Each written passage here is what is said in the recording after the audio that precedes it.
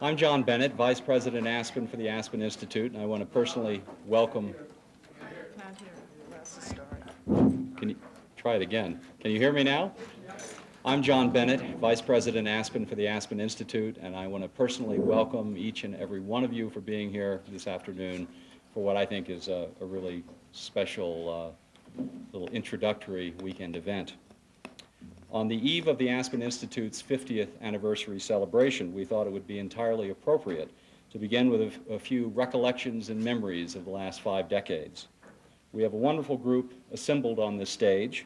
Our panel represents individuals, each of whom have had their individual lives touched rather deeply by that mystical thing we call the Aspen idea. I'm now delighted to introduce our distinguished moderator, who will introduce our other special guests. James O'Toole is research professor in the Center for Effective Organizations at the University of Southern California. Jim received his doctorate in social anthropology from Oxford University, where he was a Rhodes Scholar. He has served on the board of editors for the Encyclopedia Britannica and is editor for the American Oxonian magazine. He is the author of 13 books, including Leading Change and Leadership A to Z. Most importantly, however, and the reason he's here with us this afternoon, over the last 20 years, Jim has moderated over 60 seminars for the Aspen Institute. And from 1994 to 1997, he was our executive vice president for seminars. With that, Jim, I'll turn it over to you, and again, thank you all very much. Well, thank you. Thank you. I'd like to start right off introducing this very distinguished group of people who we have on the panel this afternoon. If I could start my far left with Bob Craig, who was the executive director of the Institute, what we call the president today, for many years in really the formative period at the time of the Institute, and then Bob went on to start the Keystone Institute, a competitor, and so he's done very, very well with us. The next person is Paula Pepka-Zurcher, and Paula's main interest is in the field of religion, and Paula was here as a very, very young lady in 1949 for the Goethe bicentennial. Sitting next to me on my left is Bob Murray, who was what we would call today the director of programs for the Institute for several years. Not for very many years, because no one has ever held that job for more than about 3 years, and I held it for 2.5. I didn't do anything wrong. No, none of them ever do. But but anyway,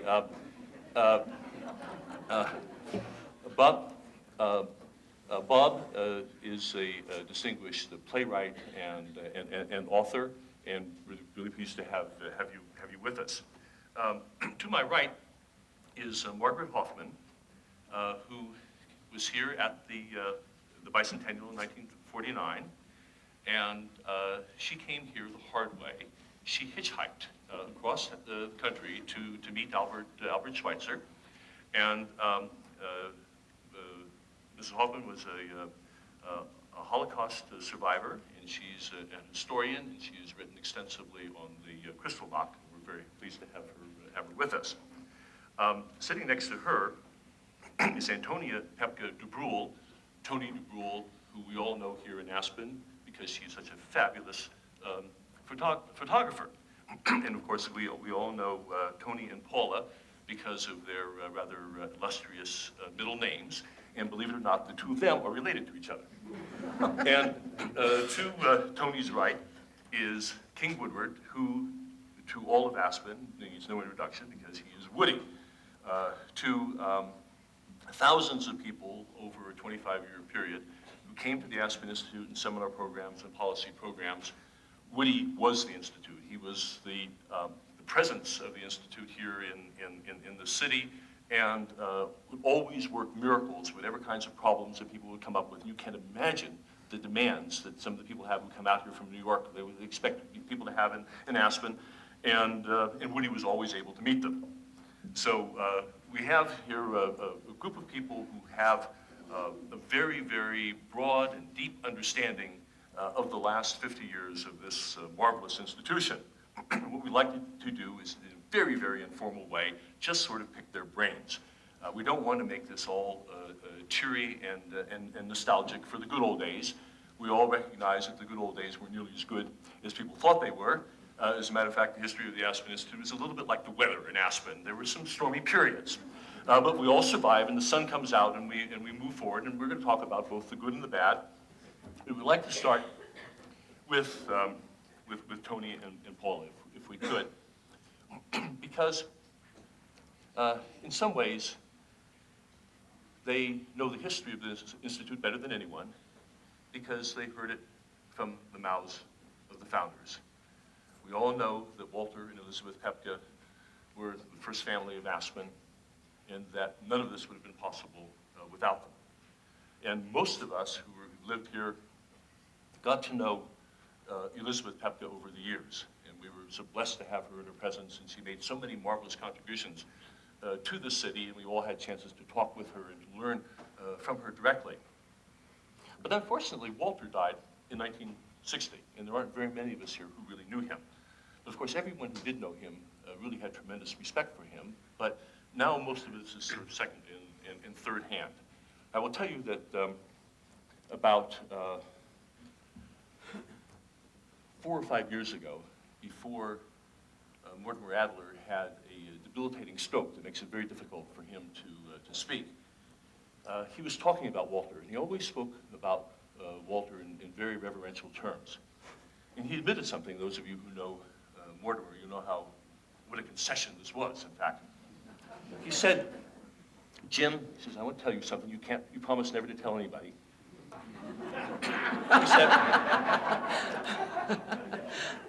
He said, I envied Walter Pepke.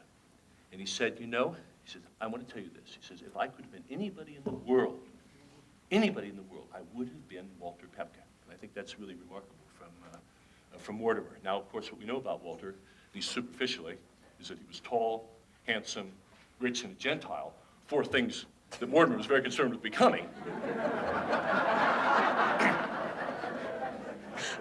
And unfortunately, it was only the last one of those that was under Mortimer's control, and he took care of that about 10 years ago. But could you tell us, either Tony or Paula or both of you, a little bit about your dad? What kind of a man was he? Because, I mean, none of this would have happened without him. Just tell us a little bit about him. I would like to just preface any comments Tony or I might have about our parents with last summer, Tony and I were both out here, and there was a seminar going at the time, and somebody was asked where was Walter Pepke born, and the panel generally agreed that he was born in Germany. So at that, Tony and I, who were in the audience, both rose up and in unison shouted out, he was not, he was born in Chicago. So just to put the record straight, in case anybody else thought that that was so, it was not. Father was born in Chicago. 2 of his older sisters were born in Texas, and his 2 other sisters were born in Chicago with him. And he, in my memory and in my mind, I think his outstanding characteristic was his absolutely unparalleled sense of humor. And when he was talking about the Institute and first forming an idea about it, he said, he was president of Container Corporation, and he said that if you went to any kind of a meeting, lunch, and cocktail party or gathering at which any of your colleagues might be present, all they could ever talk about was paper boxes. And he added, and if there's one boring subject in the world, that is what it is, paper boxes. And so it was his ideal that he would be able to establish a forum, a place where people who did not just talk about paper boxes could come together and discuss matters of more significance. I just recalled something that Bobby Benedict once said. She said, Walter P. Possible, who made everything Pepke. I'm not sure my father liked that, but never mind. Our father was, in fact, from Chicago, and he came out of a very strong German background, even though he was not born in Germany himself. His father had been born in Germany, and his father was also very interested in having his children know art, literature, music, and then, of course, my mother's father was a professor at the University of Chicago, head of the Romance Language Department, so he was also interested in all these things. And Father always maintained that businessmen's lives were chopped up into sections, that there was the section in which they worked, and then there was the weekend on which they played golf, and then there was the vacation, which was 2 weeks, and perhaps they went to New York, and they saw 17 plays in 5 days, because that's what their wives wanted them to do. But he said they never thought about anything, and his dream was to have a place that was sort of like a German Kurort, which was a healthy mind and a healthy body. So he was not just interested in the philosophical questions of this life, but he also thought the outside atmosphere of the skiing and hiking and the beauty of the land were something that people would also enjoy. And I would agree very much with my sister that his sense of humor was unreal. Sometimes one wished it wasn't. He went one step too far. Yes. He, in fact, because I could not carry a tune, would go into the Hotel Jerome and ask the band there in the afternoons to play a song that was called Pistol Packin' Mama. And he would say, and the only way my daughter, who's her favorite song, really likes to hear it played is, lay that pistol down. And then they would play it that way. As you can imagine, I hated it. Everybody else thought it was screamingly funny. Could you tell us, the two of you, what your memories were of 1949? What do you remember, Paula? What comes to mind most? Well, I think the first thing that comes to mind is that Dr. Albert Schweitzer was staying in our house. And we thought this was a grand and glorious thing. Even Tony, who was 13 at the time, even though we couldn't actually realize the true significance of having him under our roof. And then the first morning arrived, and if you know teenagers, we were not at all happy when Dr. Schweitzer went downstairs, sat down at the piano, and started to play Bach at 6 a.m. every morning. However, Dorothy Maynard was also staying in the house, and she was an opera singer of some note. And Dr. Schweitzer said, Miss Maynard, you will sing a Bach aria, and I will accompany you. And she said, Dr. Schweitzer, I haven't had breakfast. He said, have an apple. So she had an apple, and she sang and he played. And she said it was so effective that from then on, every time she was going to sing, she ate a green apple. Did your mother often talk about the event afterwards? Was it a really significant event in her life? Oh, absolutely. She, in fact, went to Lamborghini and visited Dr. Schweitzer in 1961 or 2 after our father died, and spent a lot of time with him there. She did say one thing about that visit, and that was that he had a goat named Elizabeth, and as her name was Elizabeth, every time he called Elizabeth, both she and the goat answered. Tony and Paula, can you confirm a story that I believe your mother once told me, is that when Dr. Schweitzer came out with you on the train from Chicago, he boarded with your mother and father? No? No, he came out alone. He came out alone. right. They were Because already out. The story that I understood, and I thought maybe this audience would enjoy it, would be that he was on the train, and presuming that Aspen was a suburb of Chicago. That's true. That's and absolutely true. After about 40, 50 hours Yeah. on the train, he was impressed with the size of But I think at first he even made a comment that these trains are worse than those in Lamborghini. And when they arrived, actually, probably most of you have heard this, but when they arrived at night. My father had met them in Glenwood Springs, so my mother had not been introduced yet. And as they came to the front door, which unfortunately had a screen so you could see right through it, my mother was coping with something because the plumbing had all just backed up in my father's and mother's bathroom. And Father was not good at plumbing. He may have been funny, but he could not deal with anything electrical, plumbing, and so forth. So Mother was there, and she had on what she called the bathrobe that she used to nurse sick children and dogs. And right through the door, there was Dr. Schweitzer, and she had over her arm, over her shoulder, a mop. And in the other hand, she had a bucket.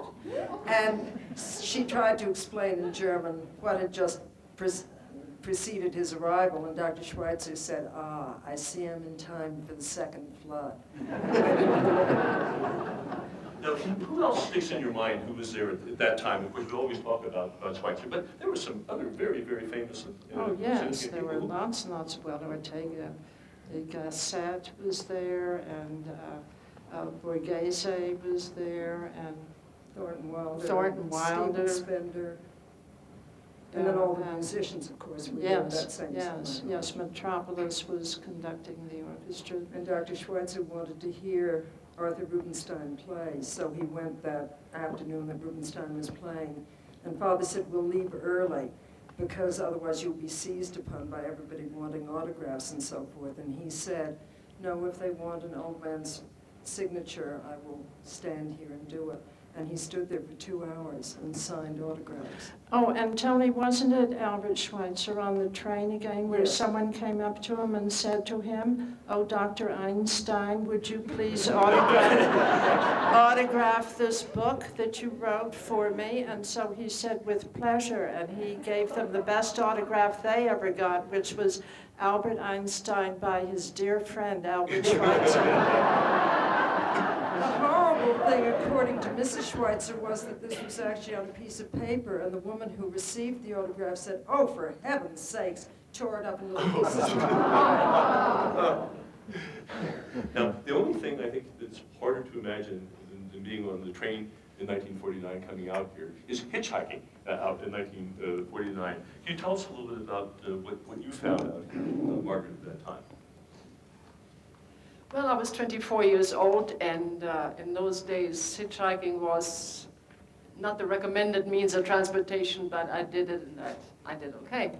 But I was so intrigued by the writings of Dr. Schweitzer in my childhood in Germany already that I felt I really did want to hear him and want to meet him, and I did get to meet him afterwards, and I want to put to rest the rumor that I did all the translating for him, which I did not by any means. I happened to stand there when he was resting, and the news media were descending upon him, not in the quantities in which they do it these days, but there were quite a few, and a sudden halt when it turned out that they didn't speak. The newspaper didn't speak either French or German, and Dr. Schweitzer did not speak English. I happened to be there, so for a couple of hours I translated back and forth real quickly. But this is the extent of it. I don't want to get more credit than I deserve on that one. The rumor here for the first time that Dr. Schweitzer smiled at a maid, at a barmaid, is really not likely. His wife was there, and I have pictures to prove it. So that must be rumor. But he did smile, and I'm sorry that most of the portraits and the busts and sculptures one sees of him are always so stern. He did smile. He had this twinkle in his eye, and all my own pictures show that lovely twinkle in his eye. And he and I did talk quite a bit in various occasions. What else I remember from that visit is quite a bit. On my 24th birthday, I went up on a ski lift, chair lift, which may have been the only one at the time. The reception building for information for visitors was a little old shed. I have a picture of that one too. And the Jerome Hotel was frantically getting ready to put up all these important people and to build a swimming pool and whatnot. And I would assume that the room rates were quite different from what they are today. The only other place that I recall people stayed, I joined a bunch of other young people and students and whatnot, was at the Roaring Fork Inn, and that's where we went every morning for breakfast, 25 cents. I remember what breakfast it was, too. But I don't know if I should go on. I have a couple more anecdotes which come to mind, and one of them I've read so often that I assume it is true. is that that was an occasion, a very fancy occasion. You heard just now who all was there and many more. And a lot of people go to these occasions in order to be seen and know very little about what really goes on. So two ladies. That never happens in Aspen. I didn't know that. Two ladies had either had seen Dr. Schweitzer go down the street and said to each other, supposedly, "Was this now Mr. Goethe?" I've read it so often, it's bound to be true. Well, I need to pay tribute to a special person. Here's what happened.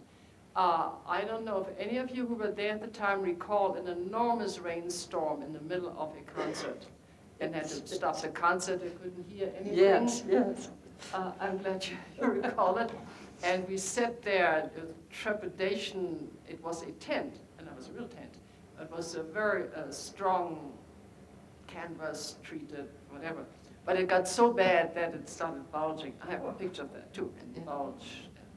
And the rain started dribbling down at where the posts were. Well, near one of the posts was the grand piano. And I recall seeing a bunch of young men running up to that grand piano to move it. One of these young men turned out later was a pipe organ builder who could not bear the thought of a grand piano getting rained on. That man I married a year later. We are now good friends. We're no longer married, but I just wrote to him to remind him that tomorrow would have been our golden wedding anniversary. And if it hadn't been for Aspen, we would not have met. So I did want to pay tribute to him and also to the occasion and tell you that little story. That's fantastic. Now, in fact, probably the person who had the greatest impact moving forward on the Institute was Ortega, because Ortega met with Walter after the event, and when Walter was trying to decide what he wanted to do, in fact, to institutionalize this, and Ortega promised that he would think about it and he would write a letter. And he wrote a very, very famous letter that many of us have copies of it. And I remember that Joe Slater, when we were hired here, he would make us all read this because it was one of the really founding documents of the Institute, talking about forming a new kind of university here in Aspen. And of course, it never really happened. It never really happened that way. Some people joke about the university. If it had occurred, it would have been called the Roaring Fork U. But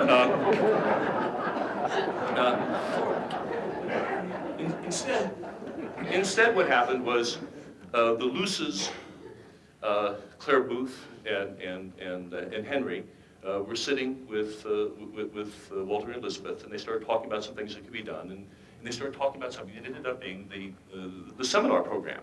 And so very early in the 1950s, the seminar program started. We missed the first year because the music festival came, but we did start with the seminar program. And that's when my teacher and mentor, Mortimer Adler, first came out here. And Mortimer told me a story. He said that he met Walter on that occasion, and they had read Aristotle's Politics, and the famous section on economics, in which Aristotle says that philosophers could be rich if they wanted to, but their interests are of a different sort. And Walter had been a part of this discussion of Aristotle, and the next day or two, Walter and Mortimer were walking down Main Street. This was probably 50, 51, something, 51 probably. And they were talking about getting rich.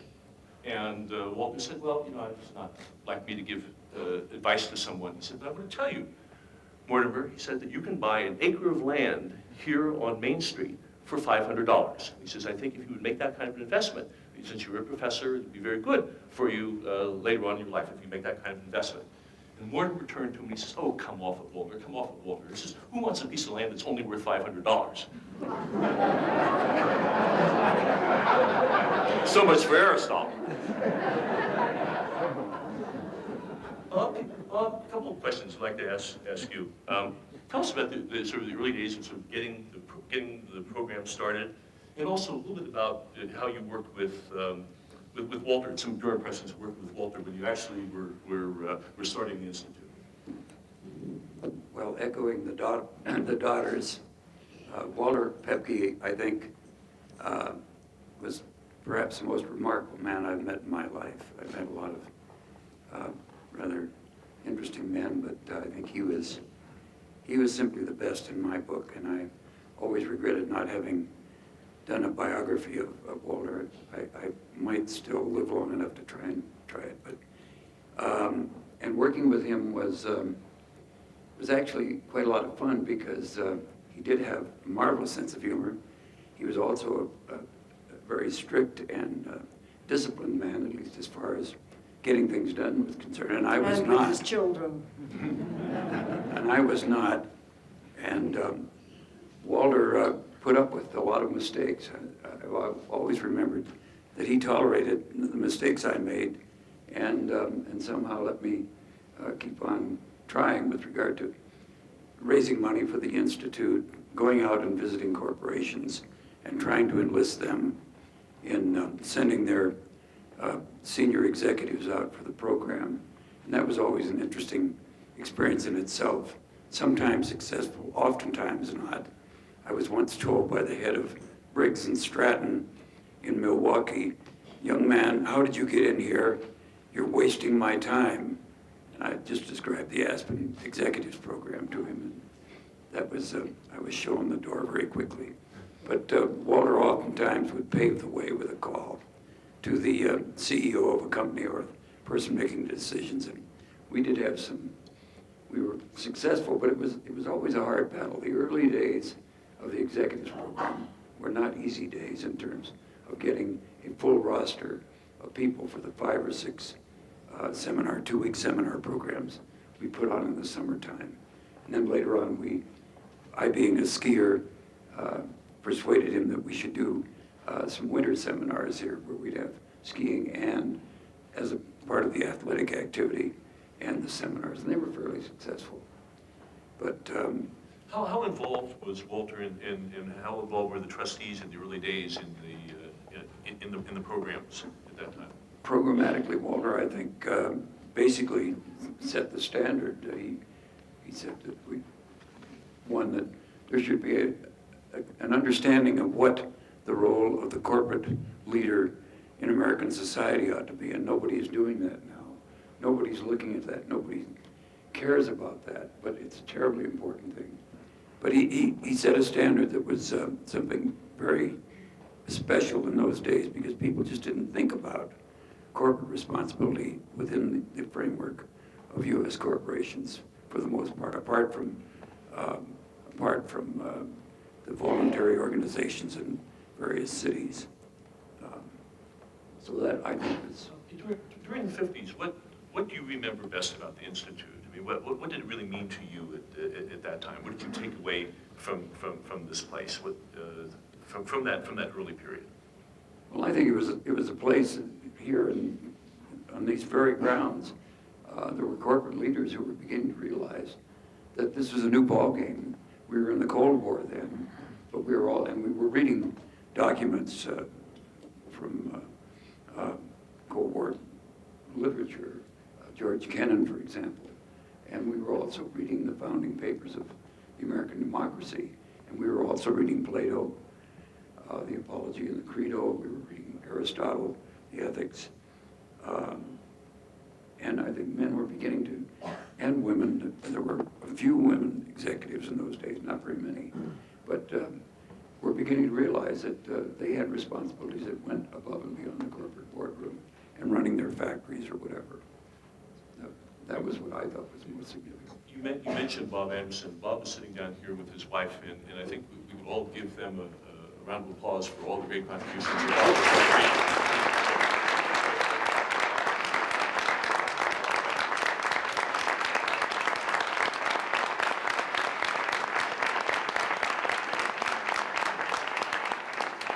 I was lucky enough to come out here as a participant in one of the seminars in the 1950s. My fiance at the time called me, I was still in college, and said, "How would you like to go to a business conference right after our wedding?" The only place I'd ever heard of having conferences was Atlantic City, and so I sounded a little dubious about the whole thing. And he said, well, actually, we're going to Aspen, Colorado. I said, you've got to be kidding. He was working at the time at Lehman Brothers, and they decided to send one of their young men out to Aspen to the seminars. And evidently somebody there said, do you want me to let this Mr. Pap, whatever his name is, know that you're coming? And Steve said, no, I don't think that's really necessary. See, I'm marrying his daughter in about 3 weeks. So we flew out here, and the first thing was that Steve had The People Shall Judge, as I recall. The book was entitled, it was a large yellow tome on his lap, and he was doing his reading. And the stewardess came up, my ex-husband was 7 years older than I. Stewardess came up and perched on the side of the chair and said, what college do you go to?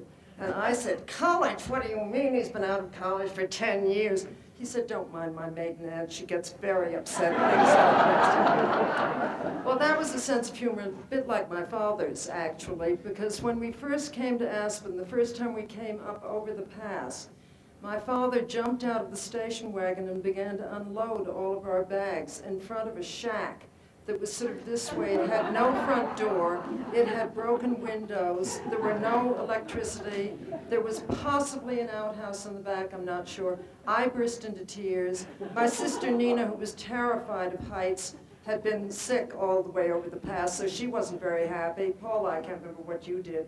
Mother finally said, Walter, that's enough.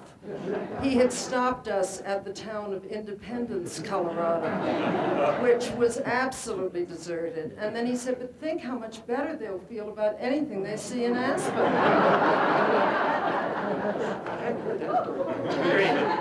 It was actually true. And so when we arrived at Pioneer Park and there was the naked light bulb on the Strand, and there was a toilet at the top of the stairs that had barroom doors on it, and the toilet was on a platform, so you could see the legs of whoever was on the toilet when you walked up the stairs. We were not at all shattered because we had seen Independence, Colorado. Bob, you came out in the 60s, and what were some of the challenges? Actually, the end of the 50s. What were some of the challenges that the Institute was facing at that time? Besides me. Well, I was very fortunate because I met Bob Craig over a campfire one time. He'd been stuck up on McClure Pass and just got back, and he was looking for some sort of factotum to serve drinks at one of the executive seminars. And I think I got the job, at least my original relationship with the Institute. And I did. I purchased on sale a seersucker jacket. I looked like 1/4 of a barbershop quartet. And I was mortified because as I served somebody a drink, the price tag came out. Actually, I thought I'll never succeed. And of course, I was very impressed because there were well-known people there. It was my kind of crowd, you see.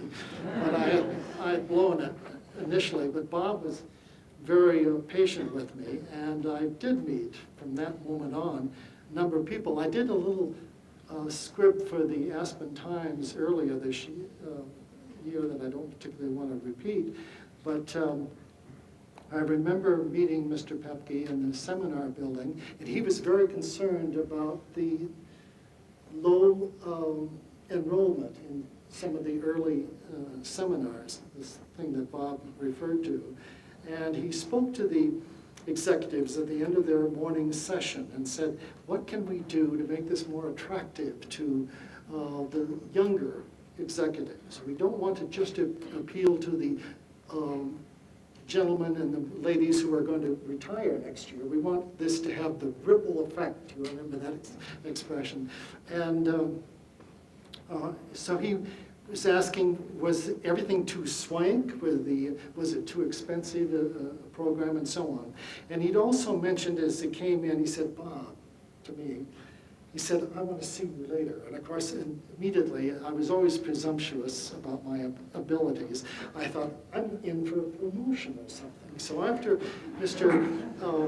Pepke had talked to the executives, he came back out, and I had been, thinking more about myself and this possible promotion or something, or compliment perhaps.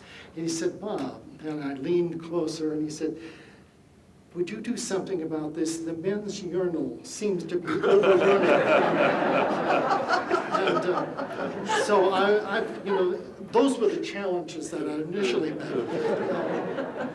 But later on, because of this gentleman to my left, who was a joy to work with, and who always encouraged me to do something beyond what I probably should have done. I subsequently became the program director, and then the Aspen Film Conference, which your mother and the Byers were very supportive of.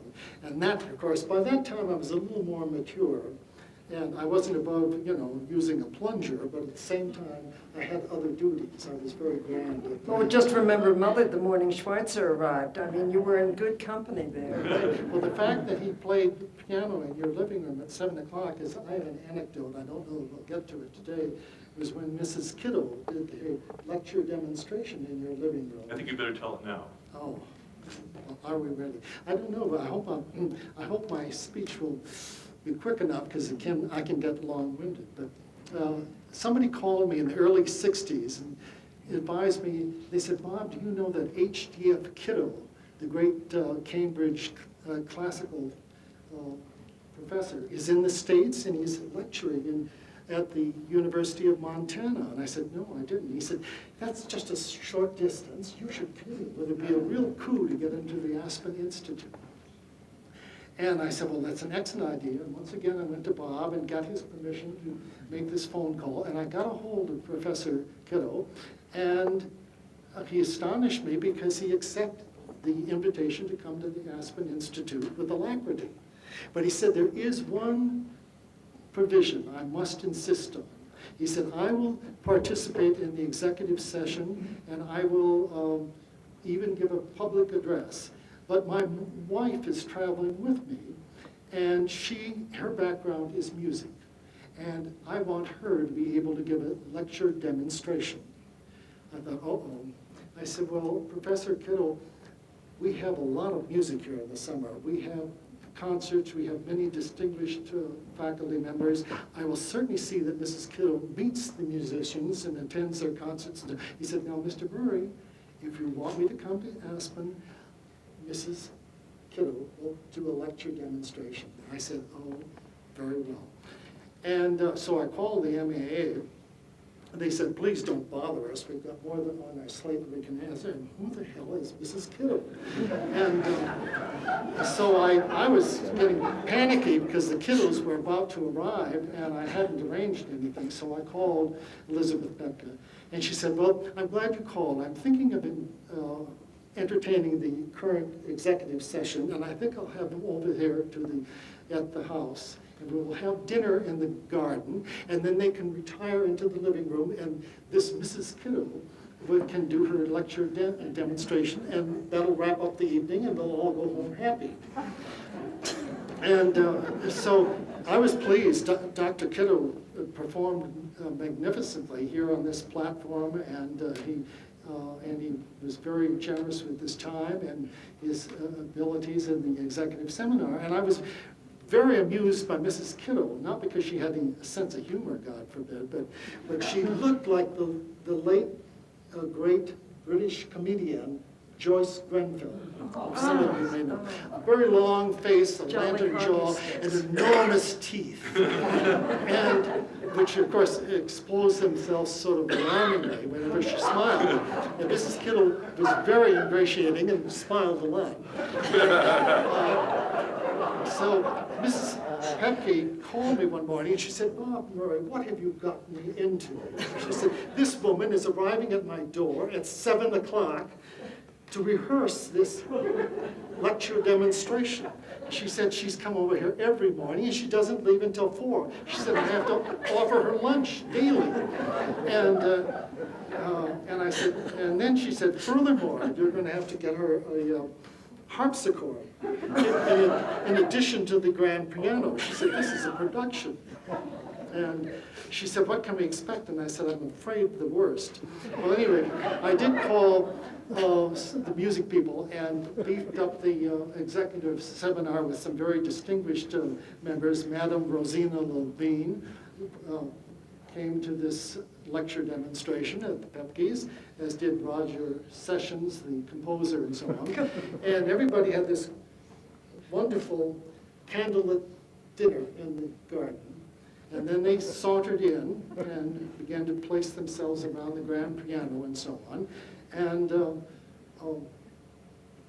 I noticed Professor Kittle aiming for the front door. And I thought, so I said, "Oh, Professor, I'll get you a chair." He said, "Bob, I never stay for my wife's lectures." And he sidled out into the night, never to be seen.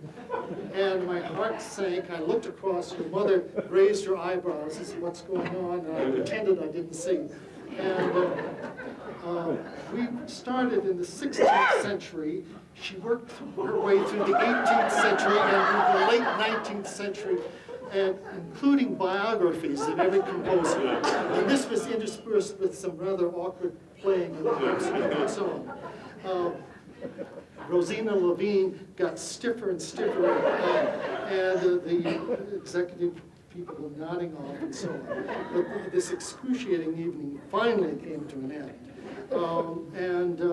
Mrs. Kittle threw herself in front of the door to exact every compliment that she could possibly get. And I remember Madame Levine had a long scarf on, and her proteges were lifting her kind of by the elbows to help her along. And she was making a beeline for that very door that Professor Kittle had escaped from.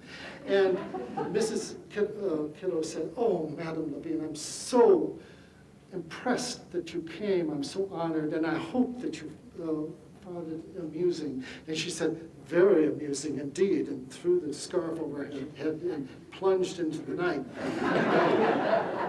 Well, the room was empty, and I picked up a few empty glasses and went to the kitchen, and your mother, Mrs. Pepke, was standing by the sink looking out of the window, and her shoulders seemed to be shaking a bit, and I thought, "Oh my God, I've reduced her to sobs for this disastrous evening."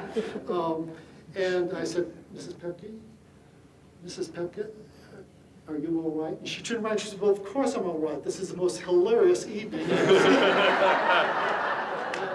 So I went back out to the living room, and the door opened, and in, after all these hours, comes Professor Kittle. And I went to embrace him because I knew he would finally take Mrs. Kittle out of there.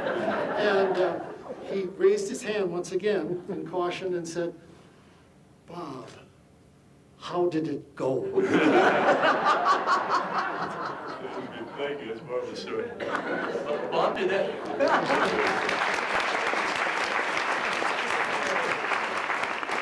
Bob, did that stir a couple of memories of the 60s with you that you might want to share with us? Well, I had one memory. It was just before Walter died by a couple of years, but Walter always wanted to have not only people from labor and from government, from education, as well as from the corporate community, but he also had a real feeling for the impact of science.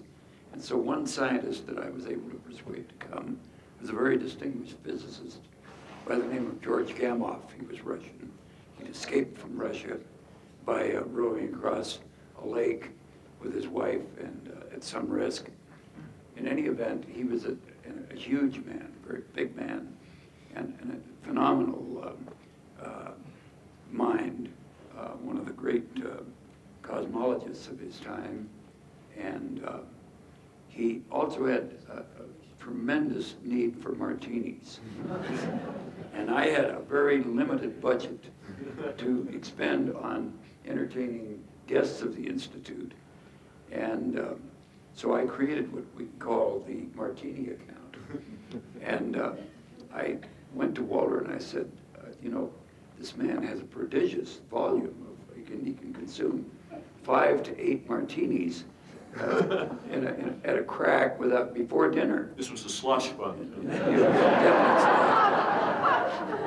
Turned sometimes to slush, but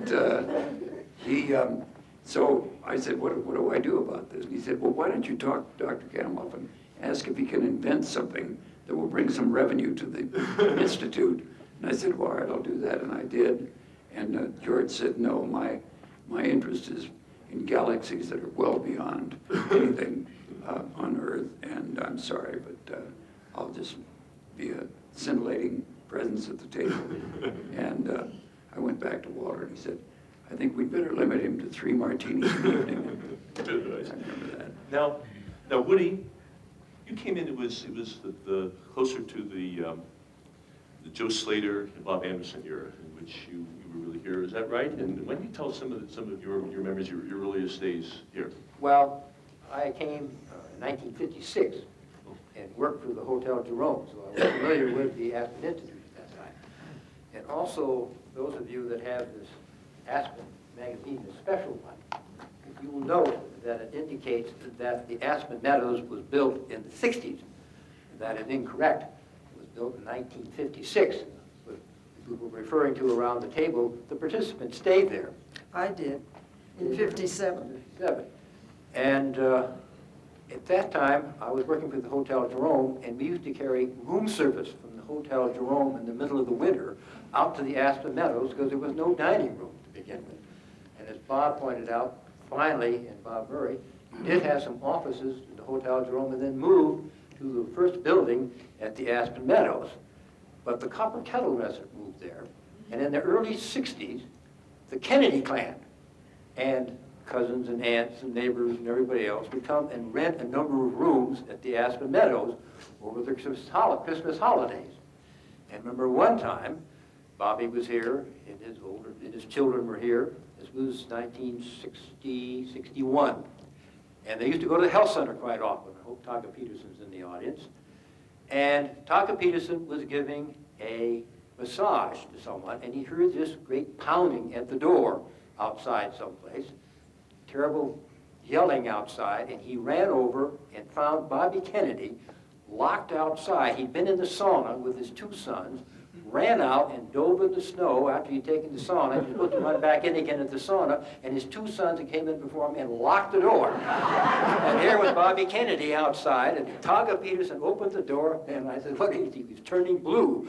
And I don't know what he said to his sons, but it must have been something.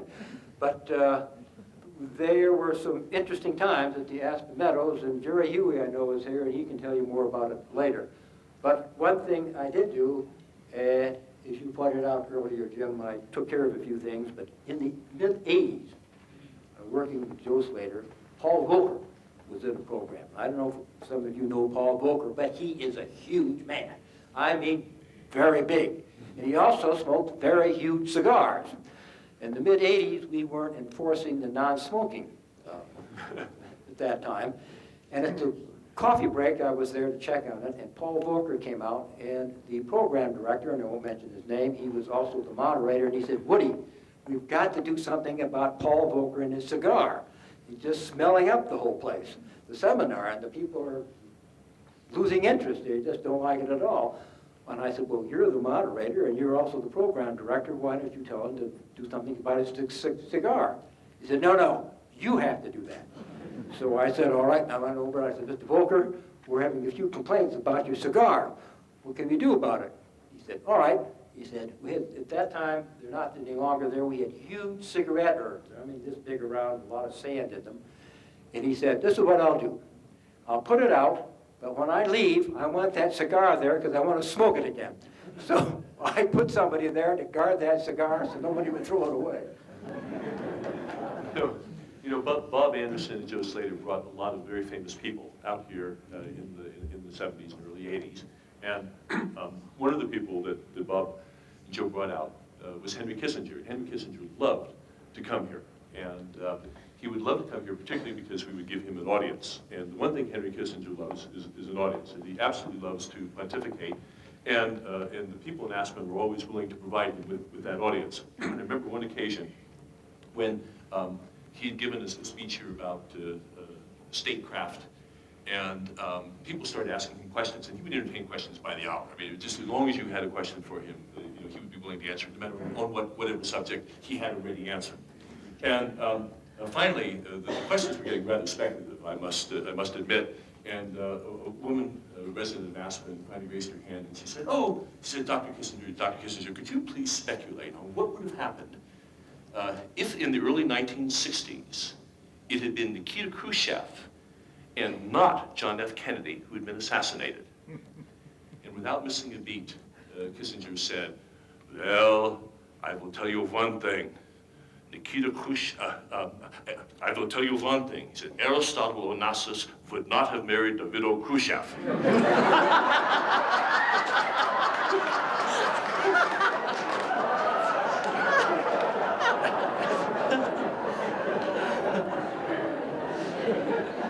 Jim, I just wanted to say, Bob had said that the executives, mostly male, and occasionally there was a female executive. When I came in 1957, the wives of the executives were allowed to sit around the edges. We were allowed to listen. We were allowed to smile. We could applaud occasionally, and if we attended to our sewing or our tatting, that was about it. But we were definitely not heard from. And there were some very interesting wives in the session that I attended. So we've come a long way. Now, what about your mother? I mean, here she was. I mean, she was the first lady of Aspen, and she took part in so many of these early seminars. I mean, Not everybody was my mother. Oh, it wasn't contagious then. No, Claire Booth Lewson, mother used to bore it out on a platform with a lot of chiffon, both sides going like this. I went in, well, I can't remember exactly when the first seminar in Baca took place, but Mother and I 81. went, when was it? 81. That was in 81. In 81, we went to Baca, Colorado, and Mother and I had a little house together, and that morning, the first morning of the seminar, which was being led by Alan Bullock and Colin Williams, there were 45 of us, or 50 gathered, and the subject was the future of religion. And so Alan Bullock suggested that we go around the circle and everybody say what their name was, where they came from, and what religion, if any, they were a member of or a believer in. So he started off, and I was a few people down, and I said who I was. I was an Episcopalian and so forth. And we went all the way around, and Mother was sitting on the other side of Colin Williams, so she was the next to last person.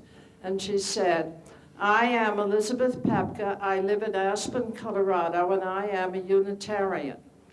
Well, I was absolutely dumbfounded because Mother had always said she was a barbarian, she was a heathen, she was a pagan, but I had never heard this bit about the Unitarian.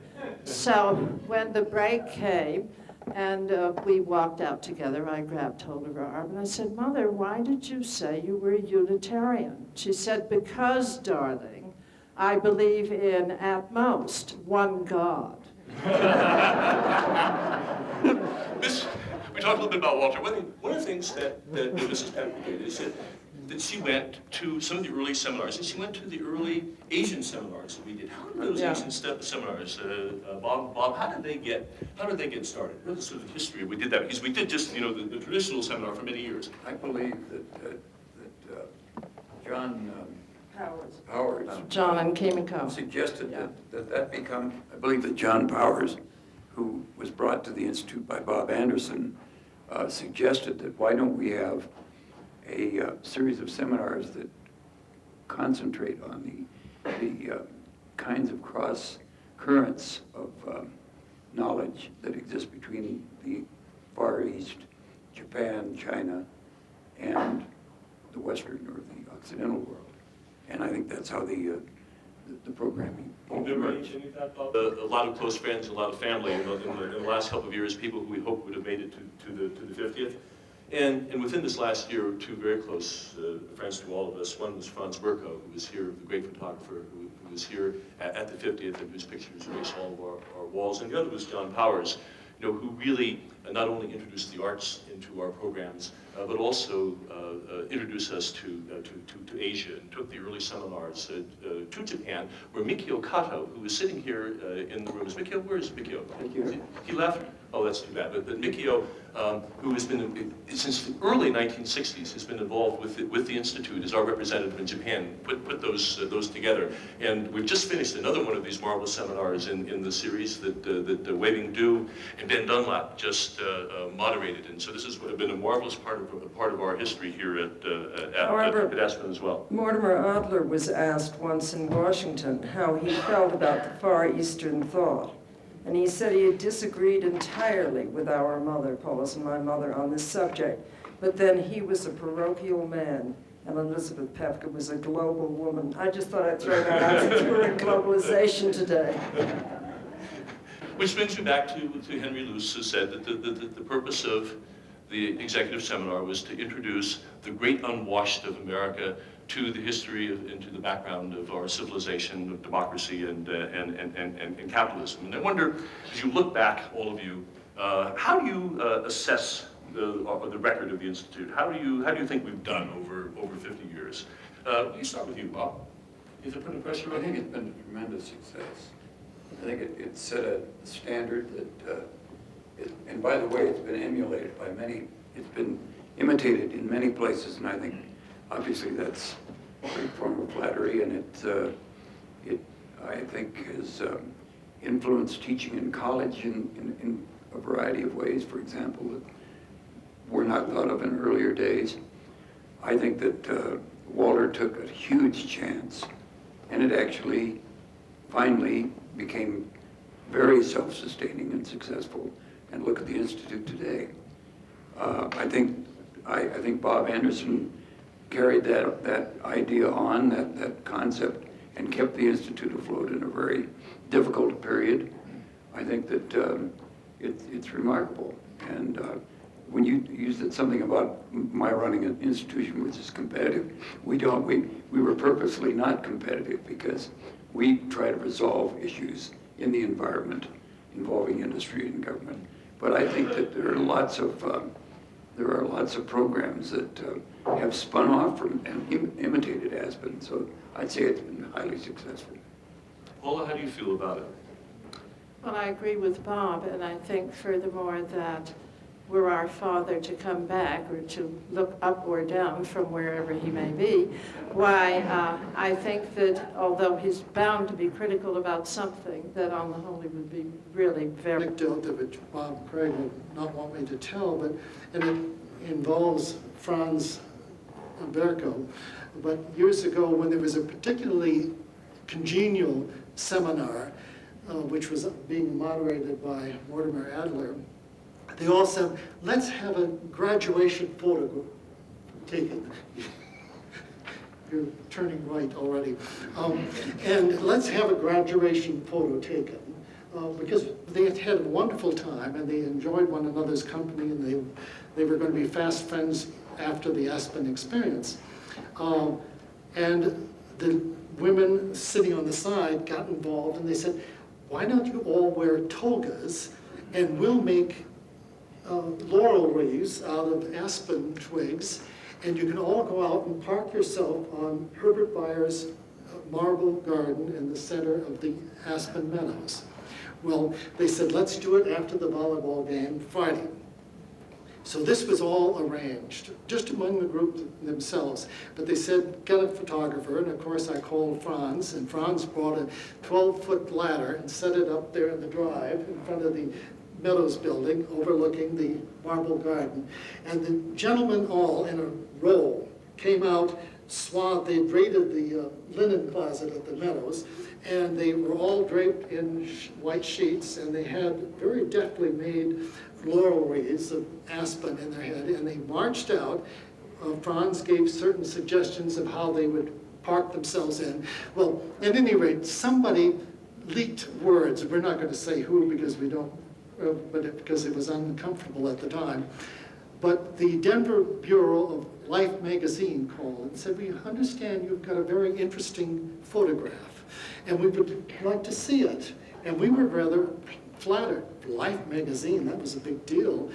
Sure, you can see it. We sent it down, and within moments they called back and said, we want to print it. It'll be the picture of the week, the whole last page of Life magazine. And we said, wow, we're hitting the big time, let's do it.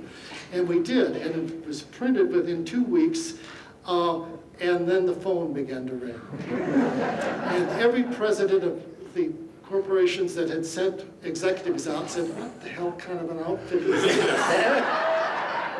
We paid good money. This was supposed to be serious educational stuff, and you've got a bunch of people. And it didn't help that Life magazine had put a scrib at the bottom saying, looking like a chorus from the boys of Syracuse. And it went downhill from that. And to make it even worse, we had a resource guest who was a brilliant, half-mad scientist from Los Alamos, James Tucker.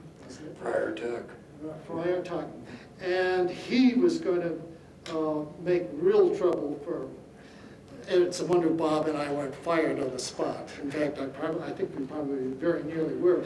It went away after a while, but we were very demure in the office for a long time afterwards. But I do say now, after this time has passed, that that picture ought to be seen by everyone, because I think it's not just frivolous. The caption that Life put under it is somewhat frivolous, but the picture itself is wonderful because it expressed kind of the humor and the effervescence of the Aspen Institute at the time. And I think it's what I call the golden age of the Institute.